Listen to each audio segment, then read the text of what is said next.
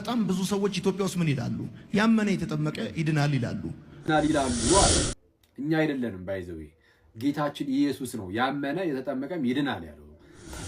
ዮናታን እንደና ሰው ብለን ሳይሆን አሁን ከዛ ኑ ምናምን መልካም ወጣት ምናምን እንክፈልላችሁ ይላሉ። ይሄን የስህተት ትምህርት። ውሃና ደም መፍሰሱ ያለ ምክንያት አይደለም። ኦኬ፣ በውሃው ተጠምቀን ልጅነትን አግኝተን ኢየሱስ ክርስቶስ ከሞት በመነሳቱ ነው የጸደቀው፣ በእግዚአብሔር ፊት ተቀባይነት ያገኘው እና ኢየሱስ ሞቷል። በነገራችን ላይ ኢየሱስ ታውቃላችኋል፣ የተቀበለው መከራ አይደለም እናንተን ያዳናችሁ። ግን መጽሐፍ ቅዱሳችን ምን ይለናል? አሁን በጣም ብዙ ሰዎች ኢትዮጵያ ውስጥ ምን ይላሉ? ያመነ የተጠመቀ ይድናል ይላሉ። እነሱ ሳያምኑ ተጠምቀው፣ ሳያምኑ እኮ ነው የተጠመቁት። ያመነ የተጠመቀ ይድናል ይለዋል። በምንድን ነው ያመንከው?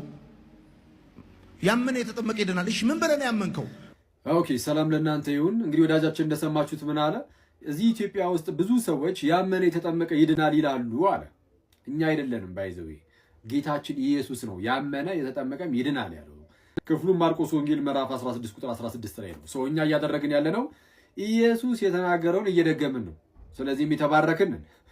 አሁን ይህ ነገር ያነሳው ለምን ወዳጃችን እንደው ሰው የሚድነው በማመን ብቻ እንጂ በመጠመቅ አይደለም ብሎ ስለሚያስተምር ወይም ለመዳን እምነት ብቻ እንጂ ጥምቀት አያስፈልግም ስለሚል እና ያንን ደግሞ ክርስቶስ አስቀድሞ ስለመታበት የክርስቶስ ሳይሆን የኛ ንግግር አስመስሎ ለማቅረብ የሚሞክረው። ሁለተኛ ደግሞ ምን አምናችሁ ነው ለምሳሌ የተጠመቃችሁት? እናንተ ሳታምኑ አይደለም የተጠመቃችሁት ብሏል። ምን አምነን እንደምንጠመቅ ከመናገሬ በፊት አንተ ሲጀምር ምን አምነህ ነበር የተጠመቅከው? ለምሳሌ ኢየሱስ ክርስቶስ ፍጹም አምላክ ፍጹም ሰው እንደሆነ ማመን አለብን ብለህ ስትናገር ነበር እዚሁ ቪዲዮ ላይ። እና ኢየሱስ ክርስቶስ ፍጹም ሰው እንደሆነ ያመንከው አሁን ከትላንቱ ወዲያ አይደል? የዛሬ 2 ዓመት 3 ዓመት አካባቢ። ከዛ በፊት እኮ ጭራሽ ከሰው ስጋን አልነሳም ብለህ ስታስተምር የነበርክ ሰው ነህ። በኋላ ነው ይቅርታ ጠይቀህ የመጣው። ምን አምነህ ነበረ የተጠመቅከው ነው? ወይስ ከዛ በኋላ ድጋሚ ተጠመቅ? በእውነተኛው እምነት ላይ ያልተመሰረተ ጥምቀት ስለነበር ያደረከው ድጋሚ ያጠመቁ ወይስ ዝም ብለህ እንደዚሁ ቀጠልክ? ባይሆን አንተን እንጠይቃለን። የክርስቶስን ፍጹም ሰውነት ስለካድክ ማለት ነው። ፍጹም ሰውነቱ ከሰው ስጋን መካፈሉን የሚጨምር ስለሆነ ባይሆን ግን ምን ብለን አምነን ነው የምንጠመቀው? እኛ ጋር ለምሳሌ አንተ ወደ ጌታ ቤተክርስቲያን መምጣት ብትፈልግ ወዳጄ ምን ታምናለህ? ኢየሱስ ክርስቶስ ስለ ኃጢአቴ ሞቶ ተነስቷል የምትለዋን ብቻ አይደለም፣ መሰረታዊ የሆነውን የክርስትና ትምህርትን ሁሉ ግዴታ ማመን አለብህ፣ መቀበል አለብህ። በአጭሩ ጸሎት ሃይማኖትን ይሄ ሁሉን የፈጠረ አንድ አምላክ በሚሆን በእግዚአብሔር አብ እናምናለን ብለን ምንድነው በሚመጣው ሕይወት ብለን እስከምንጨርሰው ድረስ ያለችዋል ማለት ነው። እሱን ወይም አምስቱ አዕማደ ምስጢራትን በምስጢረ ሥላሴ ስጋዊ ድህነት ላይ ጥምቀትና ቅዱስ ቁርባኑን ከዛ በኋላ ደግሞ ዳግም እንደምንነሳ ወይም ደግሞ በትንሣኤ ሙታን ማለት ነው። ይህን ማመን አለብህ። ይህን ስታምን እናጠምቃለን። ስለ ህፃናት እያወራህ ከሆነ ግን ህፃናት የክርስቲያን ልጆች ከሆኑ አዎ ይጠመቃሉ። ልክ እንዴት መሰለ? በአይሁዳውያን ዘንድ አንድ ሰው ነው ነፍሱ በዛ በጌታ ህብረት ውስጥ መጨመር ከፈለገች መገረዝ አለበት አይደል? ትልቅ ሰው ቢመጣ በእግዚአብሔር ማመን አለበት፣ ከዛም መገረዝ አለበት። ህፃናት ከሆኑ ግን የአይሁዳውያን ልጅ ከሆኑ እንዲሁ ተገርዘው አድርገው በዛው በእምነት ያድጋሉ። አሁን በአዲስ ኪዳንም ግዝረት በጥምቀት ተተክቷልና ተጠምቀን ጀምረን በዛው በእምነት እያደግን እንሄዳለን። እንደዛ ነው። ቆየን እንደው ደህና ሰው ነው ብለን እንኳን አይደለም ዮናታንን ደህና ሰው ብለን ሳይሆን አሁን ከዛ ኑ ምናምን መልካም ወጣት ምናምን እንክፈልላችሁ ይላሉ። ይሄን የስህተት ትምህርት ለማስተማር ምስኪኖቹ ናቸው የሚያሳዝኑ። ባይዘዌይ እንትን ቆይ መዝሙሩን ከመክፈት በፊት እንትን ልክ እንዲህ እንክፈልላችሁ ምናምን ሲባል በቃ በጣም ሀይ የሆነ በቃ በጣም እንደዚህ በነፃ የማይገኝ ምርጥ የሆነ ነገር ያለ ስለሚመስል እኮ ነው። ባይዘ እንደዚህ ስፖንሰር አድርገናል ምናምን የሚሉት ማለት አሁን መዝሙር እንስማና የእሱን ቪዲዮ እያሰማኋችሁ እሺ።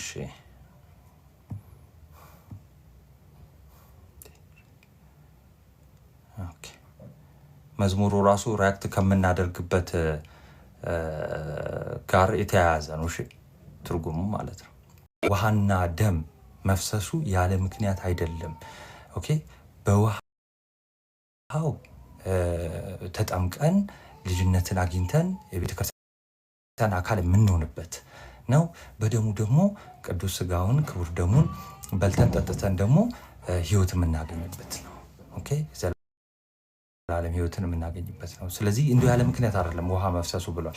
እነ ቅዱስ ኤፍሬም ደግሞ ተዘግቶ የነበረውን ያንን ገነት ኦኬ ልክ የሱ ጎን ልክ ሲወጋ ጎኑ ተከፍቷል አይደለ? ልክ እንደዛ በሱ በመወጋት ተከፈተልን ብለው ይፈታል። ስለዚህ የጌታችን መድኃኒታችን ኢየሱስ ክርስቶስ እያንዳንዱ ያደረገው ነገር ለእኛ ትርጉም አለው። ለምን እንደዚህ አልከን ካላችሁ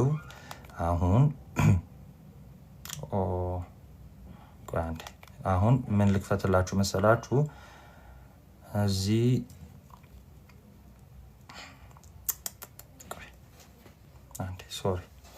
ወደዚህኛው ልላከው።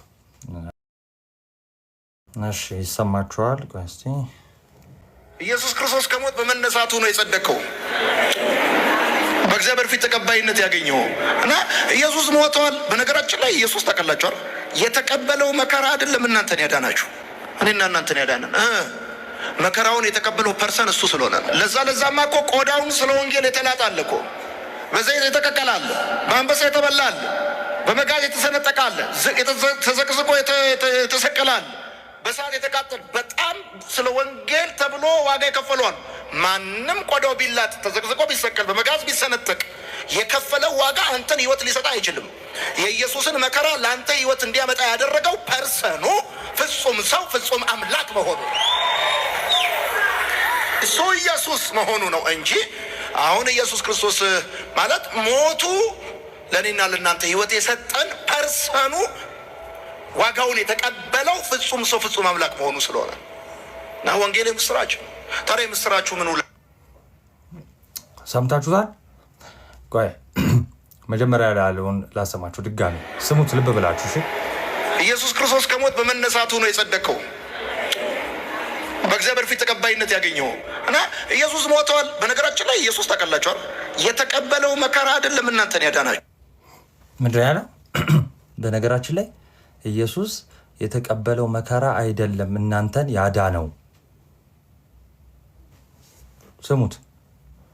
ኢየሱስ ሞቷል። በነገራችን ላይ ኢየሱስ ታውቃላችኋል፣ የተቀበለው መከራ አይደለም እናንተን ያዳናችሁ፣ እኔና እናንተን ያዳነን መከራውን የተቀበለው ፐርሰን እሱ ስለሆነ። ለዛማ እኮ እሺ፣ ምንድን ነው ያለው? እኔ በጣም የሚያስቁኝ ምንድን ነው እሱ እንዲህ ማለቱ አይደለም። አንደኛ ይሄን ቪዲዮ ላይ ቆይ በኋላ ስሙን መጥራትም አሁን አስፈላጊ አይደለም። በኋላ ላይ የእሱን እዚህ ቪዲዮ ላይ ሪያክት ያደረገ አንድ ፕሮቴስታንት አለ እዚህ ሶሻል ሚዲያ ላይ የምታውቁት ማለት ነው። እሱ የተናገረውን በኋላ ላይ እንሄዳለን። እዚህ አሜን የሚሉት ምን እየተባለ እንደሆነ እንኳን አይገባቸውም። ምንድን ነው ያለው?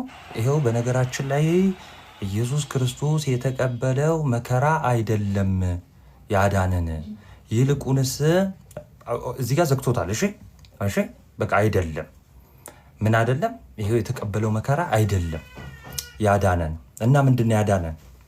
ያዳነን የተቀበለው ፐርሰን ነው። የተቀበለው ፐርሰን ስለሆነ ነው። እሱ ስለሆነ የተቀበለው ፐርሰን ነው።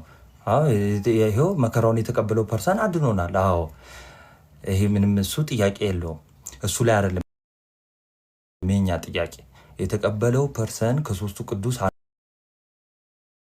አንዱ ቅዱስ፣ ልብ በሉ፣ አብ ወልድ መንፈስ ቅዱስ ሶስት አካላትን እናምናለን። አንድ መለኮት አይደለ? ይኸውላችሁ ተው ወንደሰን ተው አንተ ያልገባህ ትለኛለህ። አይ ወንዴ እኔ እኮ አንዳንዴ የምጽፉት ኮመንት በጣም ነው እኮ የምር። እንዴ ስሙት፣ እንዴት ነው? ቆይ አንዴ ወንዴ፣ አይ ወንዴ በእግዚአብሔር ፊት ተቀባይነት ያገኘው እና ኢየሱስ ሞቷል። በነገራችን ላይ ኢየሱስ ታውቃላችኋል፣ የተቀበለው መከራ አይደለም እናንተን ያዳናችሁ፣ እኔና በቃ ይሄ ቀጥታ ያስወግዛል። አሁን እኛ ቤተክርስቲያን ይሄን ብትናገር ወንዴ፣ ይሄንን ብትናገር ቀጥታ ነው የሚያስወግደው። እንትን የሚያስወግዘ እርሚያችን ናግባ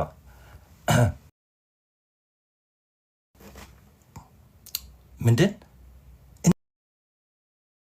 እንዴት አይነት ድፍረት ነው? በቤተ ክርስቲያን አባት አንድ አባት እንደ ኤክስፕረስ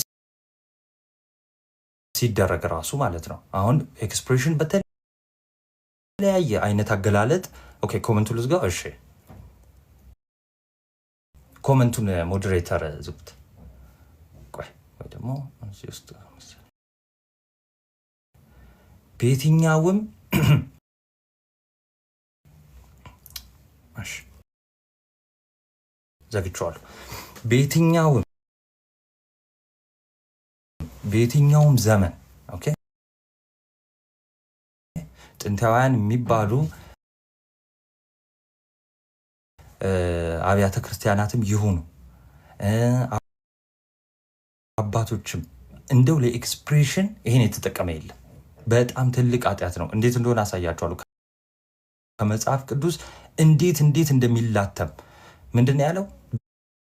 ለየትኛውም ኤክስፕሬሽን ይሁን ባይዘወይ ለየትኛው ምኑንም ለመግለጽ ይሁን ማለት ነው። ምኑንም ለምሳሌ እንዴት ማለት ነው የሆነ ነገር ለመግለጽ ብላችሁ ኢየሱስ ክርስቶስ አላዳነንም እንደማለት ነው። ምንም አይነት ነገርን ለመግለጽ ይሁን ምንም አይነት ነገርን ለመጠቀም ይሁን ኤክስፕሬሽኑ ፍጹም ስህተት ክህደት ነው። ክህደቱ ከአባቶችም አሳያችኋለሁ። ፕላስ በነገራችን ላይ እዚህ እንትን ላይ እዚህ ስቴትመንት ላይ ይሄ ሰውዬ የተናገረው ስቴትመንት ላይ አይ ትክክል ነው የምትሉ ፕሮቴስታንቶች ካላችሁ ትገባላችሁ። ኦኬ ገስት ላኩልኝ። ትክክል ነው የምትሉ ካላችሁ እንደዚህ አይነት ስቴትመንቶች ክህደት ናቸው። አሪዮስ እንኳን እንደዚህ አይነት ክህደት አልካደም። በነገራችን ላይ ምንድን ያለው ኢየሱስ ክርስቶስ የተቀበለው መከራ አላዳነንም። ያዳነን እሱ ስለሆነ ነው። ፐርሰኑ ዲቫይን ፐርሰን ስለሆነ ነው፣ ወይም ደግሞ ንጹህ በግ ስለሆነ ነው። አዎ ወድቀን ነበረ በኃጢአታችን። ልብ በሉ፣ በኃጢአታችን ወድቀን ነበር። እሺ ከኃጢአታችን ሊያድነን የሚችል አዳኝ ነው። አዳኙ ማን ነው? ኢሳያስ ላይ ልክ እንደተናገረው በቃ እኔ ብቻ ነኝ አዳኝ ብሏል። እግዚአብሔር አምላክ ብቻ ነው አዳኝ። ሊያድነን የሚችለው ራሱ የፈጠረን አምላክ ነው። ኦኬ ንጹህ መሆን አለበት። መስዋዕቱ ደግሞ የሚቀርበው ለድህነታችን የሚቀርበው መስዋዕት ንጹህ መሆን አለበት። ንጹህ ባህሪ ያለው እሱ ብቻ ነው። ኦኬ ሰው የለውም፣ እንስሳት የላቸውም። እሺ ይሄ ግልጽ ነው። ግን መከራው አላዳነንም። መከራው ምን ማለት ነው? እንደው ቆይ ኮመንት ላብራላችሁ። መከራውን ጻፉልኝ እስኪ፣ የክርስቶስን መከራ ጻፉልኝ። ይኸው በድፍረት ይሄ ሰውዬ ይሄ ሐሰተኛ መምህር ምን አለ? የክርስቶስ ሞት አላዳነንም፣ ማን ነው የክርስቶስ መከራ አላዳነንም ብሏላ። ይኸው መከራውን ጻፉልኝ እስቲ ክርስቲያኖች። ክርስቶስ ስለኛ ሲል የተቀበለው መከራ ምንድን ነው? እንግዲህ መከራውን አላዳነንም ስለሆነ እስቲ አላዳነንም የተባለው መከራ የቱ እንደሆነ እንየው። መከራው አላዳነንም፣ ያዳነን ፐርሰኑ እሱ ስለሆነ ነው። አዎ ፐርሰኑ እሱ ስለሆነ ነው ያዳነን። ግን መከራውም አድኖናል። የተቀበለው መከራ እንዴት እንዳዳነን ይኸው መጽሐፍ ቅዱስ። መገረፉ፣ እሺ መገረፉ በነገራችን ላይ እሺ ቆይ በኋላ መጣበታለሁ።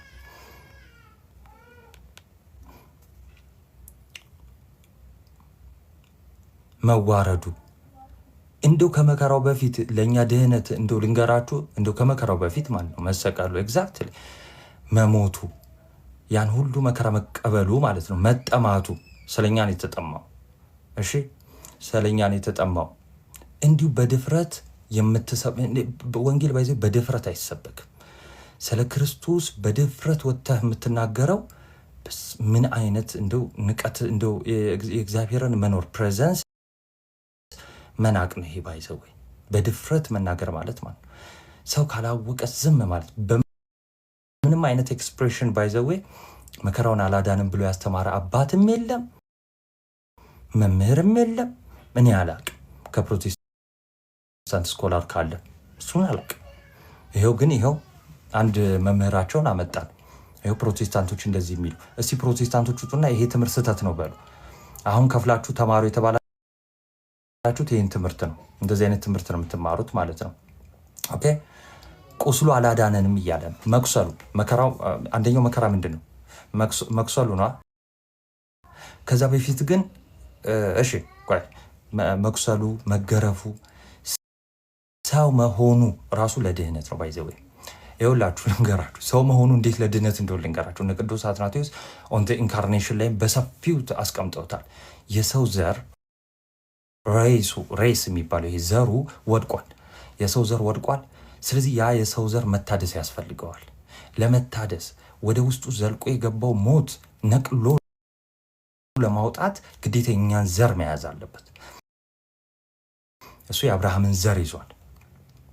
ሰው መሆኑ እንኳን መከራው አይደለም፣ ሰው መሆኑ ለድነታችን አስፈላጊ ነው። ሰው መሆኑ መወለዱ፣ በግርግም መወለዱ ለኛ ምን አስፈላጊ ነው? ለድነታችን አስፈላጊ ነው። እሺ እንግዲህ መከራውን እኛ መጽሐፍ ቅዱስ ምን ይለናል? ጋሼ ምንድን ነው ያለን?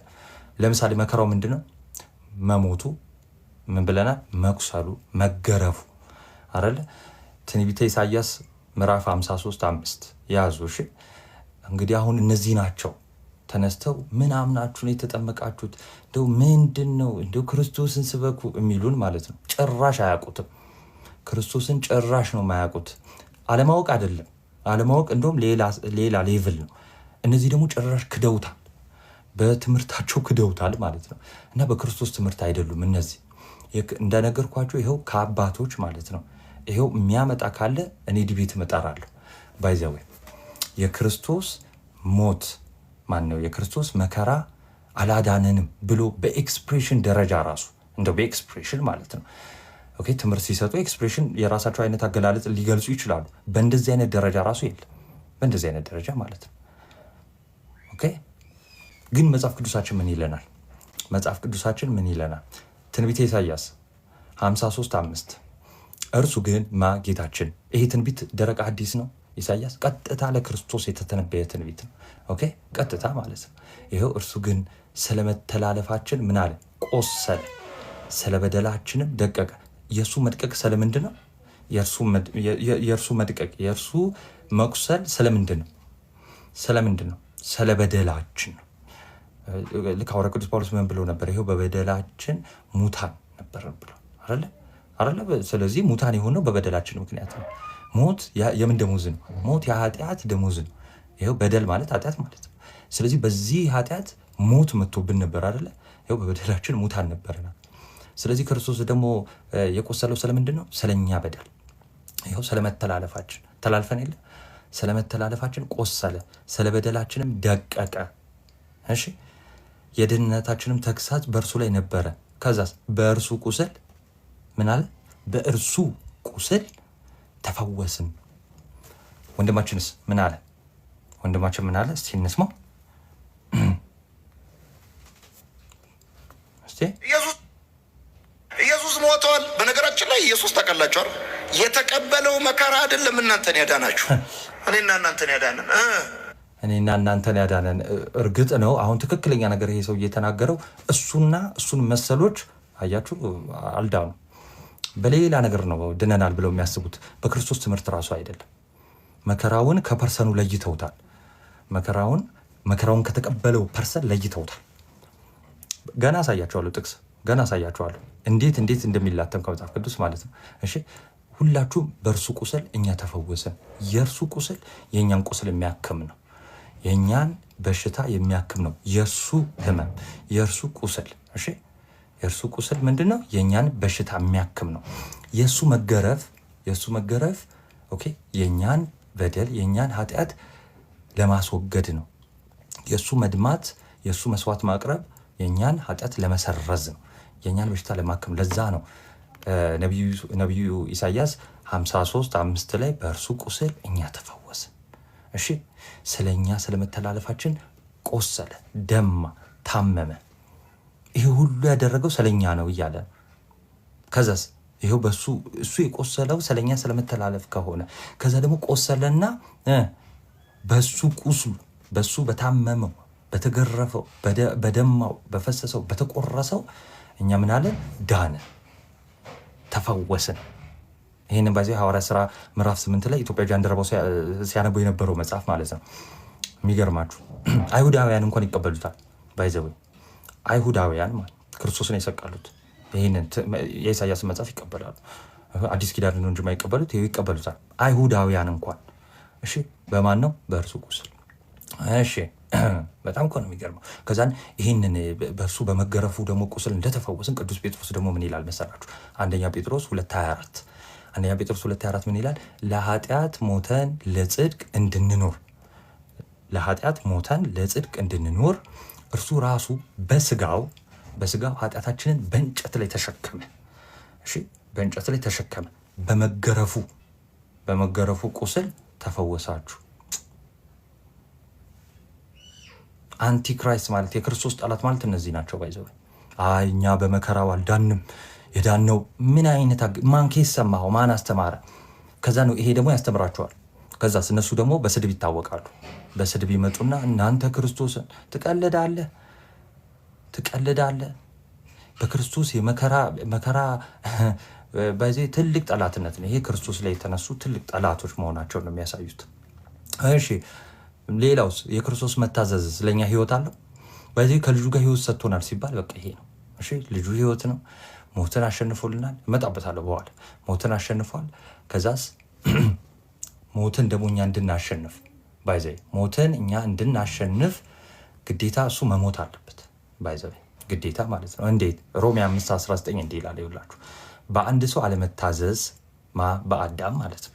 በአንድ ሰው አለመታዘዝ ብዙዎች ኃጢአተኞች እንደሆኑ ይኸው አዳም አትብላ የተባለውን ቢበላ ኖሮ ባይበላ ኖሮ ቢጠብቅ ኖሮ ኃጢአትም ወደ ዓለም አይገባም ነበረ እያለ ነው። እሺ፣ ስለዚህ አዳም በአንድ ሰው አለመታዘዝ ሲል በአዳም አለመታዘዝ ነው። ኃጢአት ማለት ማመፅ፣ እግዚአብሔር ላይ ማመፅ፣ አለመታዘዝ ማለት ነው። በአንድ ሰው አለመታዘዝ ብዙዎች ኃጢአተኞች እንደሆኑ ይኸው ሁሉም ኃጢአተኛ ሆኑ። ለምን? ወደ ዓለም ምን ገብቷል? ኃጢአት ገብቷል። እንዲሁ ደግሞ አለ። እሺ፣ የመጀመሪያውን አዳም እና ሁለተኛውን አዳም ክርስቶስን ምን እያለ ነው? እያነጻጸረልን ነው። ከዛስ እንዲሁ ደግሞ በአንዱ መታዘዝ አለ። የክርስቶስ መታዘዝ ምንድን ነው?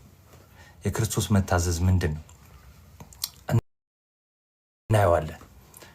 ብዙዎች ምን ይሆናሉ? ጻድቃን ይሆናሉ። የምንጸድቀው በክርስቶስ መታዘዝ ነው። በክርስቶስ መታዘዝ ይኸው በአዳም አለመታዘዝ ይኸው ሞት ገብቶብን የለ። አሁን ደግሞ በክርስቶስ መታዘዝ ደግሞ እሺ፣ በክርስቶስ መታዘዝ ደግሞ ጽድቅ ይገባል፣ እንጸድቃለን፣ እንድናለን እያለ ነው።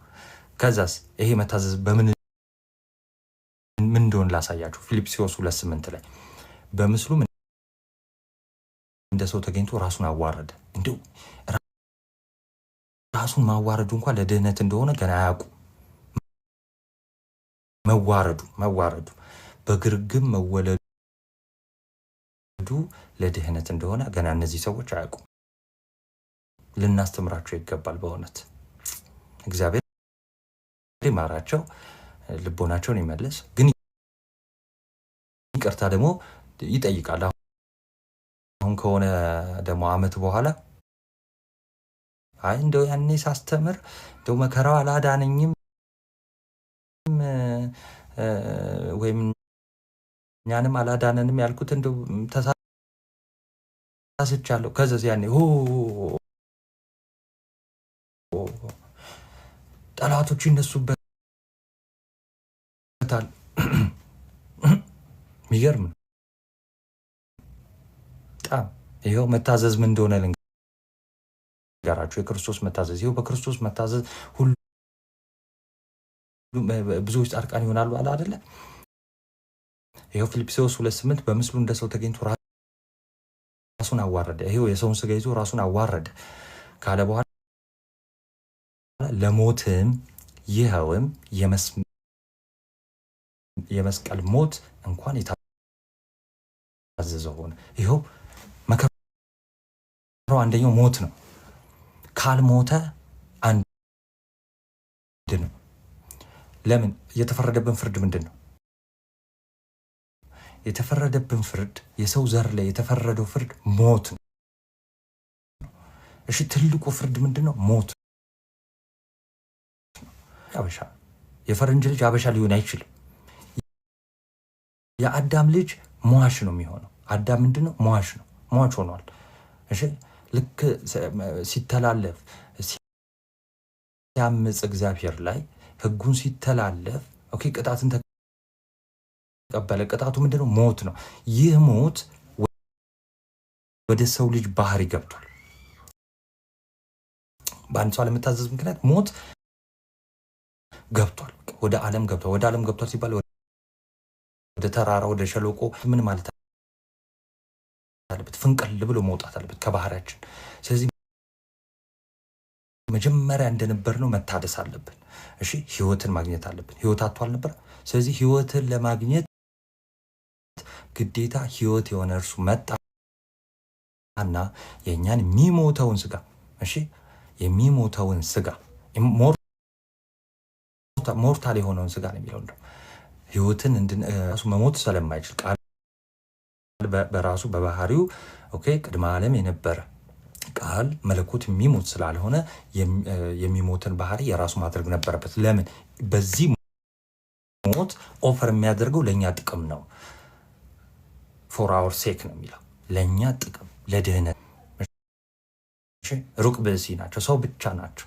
ከዛስ አምላክም ሰውም የሆነ ክርስቶስ መጣና ሞት ሊይዘው አልቻለም። ከዛስ እኛ አሁን ሞት ወዴት አለ ሞጌ ወዴት አለ የምንለው ባይዘው ሞት ጠፋልን የምንለው ትንሣኤ አለን የምንለው የተስፋ ቃሉ ያለን እኛ በእርሱ ሞት ምክንያት ነው።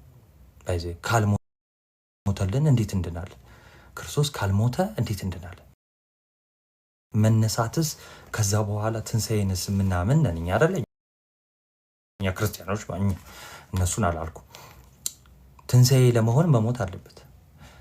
ትንሣኤ ደግሞ ያስፈልገው ነበር። ሰው ልጅ ትንሣኤ ነበር ያጣው። በመገረፉ ነው የተፈወሳችሁት። ቅዱስ ጴጥሮስ ምን አለ? ይሄው በሱ በመገረፉ ዳናችኋል።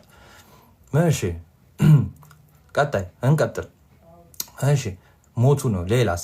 ሮሜ 5:10 ጠላቶች ሳለን ከእግዚአብሔር ጋር በልጁ ሞት ከታረቅ። በምኑ? በልጁ ሞት ከእግዚአብሔር አብ ጋር የተታረቅ ነው። በልጁ ሞት ነው። በመከራው ሞቱ መከራው ነው ባይዘ እሺ ሞቱ የመከራው አንዱ ክፍል ነው። የተቀበለልን መከራ ለኛ መገረፉ ብቻ አይደል። መራብ፣ መጠማቱ፣ መገረፉ፣ መሰቀሉ፣ መሞቱም ነው። እሺ መከራን የተቀበለው ማለት ነው። ይሄው ምን አለ? በልጁ ሞት ነው የተታረቀው ነው አለ። ወንድማችን ግን አይደለም፣ በመከራው አይደለም። ከዛስ ይልቁንም ከታረቀን በኋላ በህይወቱ ደግሞ እንድናለን። ሌላ ላሳያችሁ። ዕብራውያን 9:22 ዕብራውያን 9:22 እንደ ህጉም ከጥቂቶች በቀር ነገር ሁሉ በደም ይነጻል፣ ደምም ሳይፈስ ስርየት የለም ማለት ጌታችን መድኃኒታችን ተገርፎ ተሰቅሎ ብሎ መከራን የተቀበሉ እንዳሉ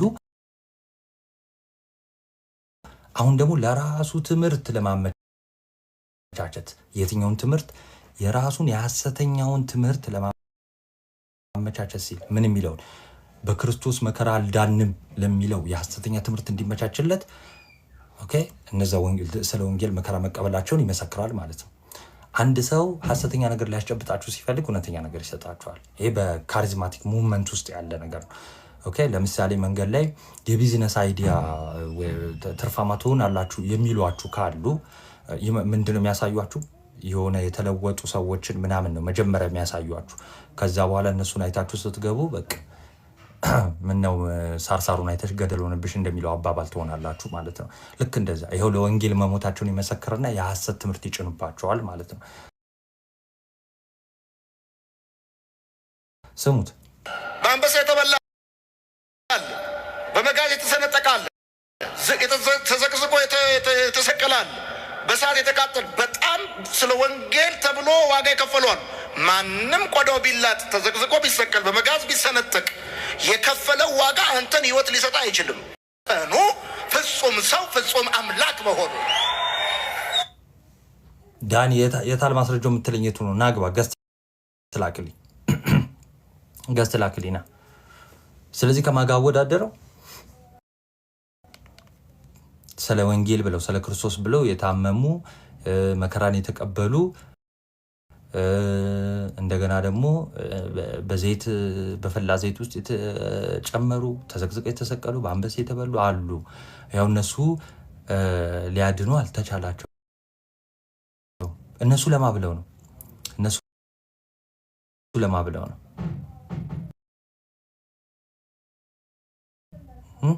ለማብለው ነው እንደዛ ያደረጉት። ጥቅስ ላንብላችሁ።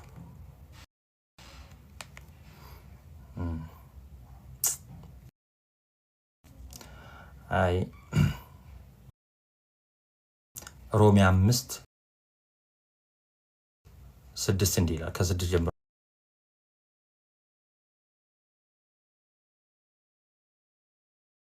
ላንብላችሁ።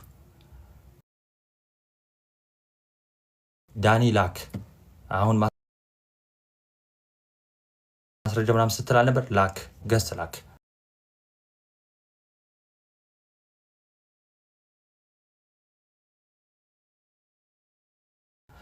እሺ ገና ደካሞች ሳለን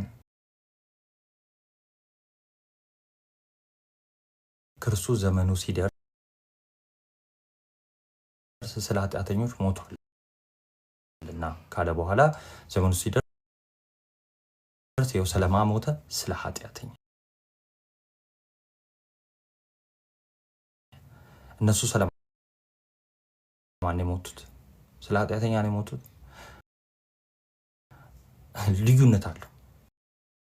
ኢቭን ልዩነት አለው።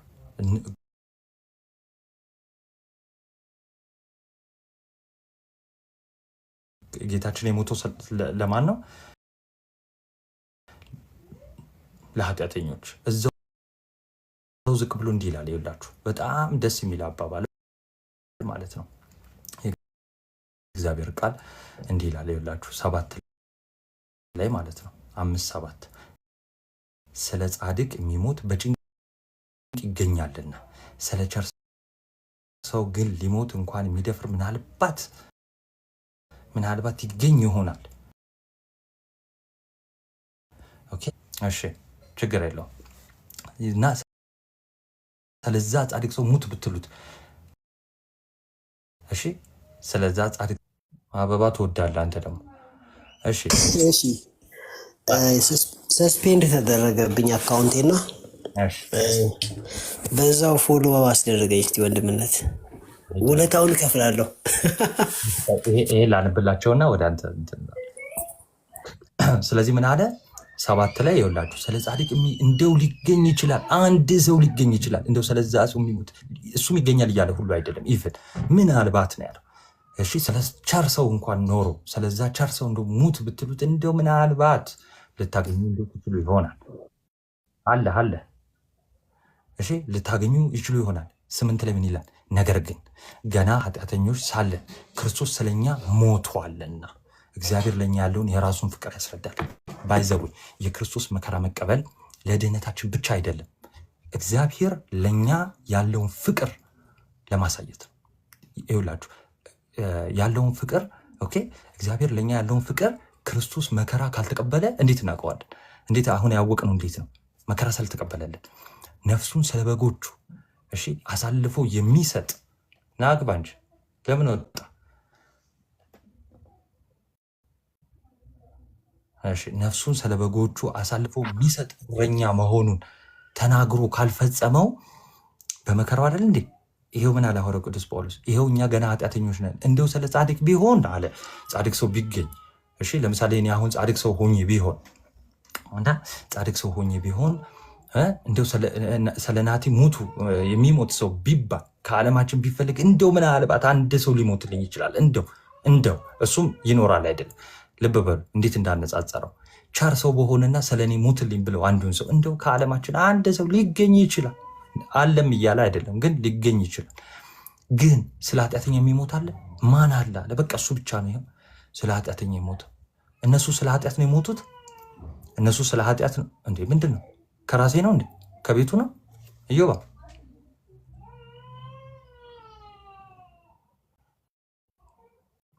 እነሱ ስለ ኃጢአት አልሞቱ። አንደኛ ለንጽጽር ራሱ የሚቀርብ አይደለም።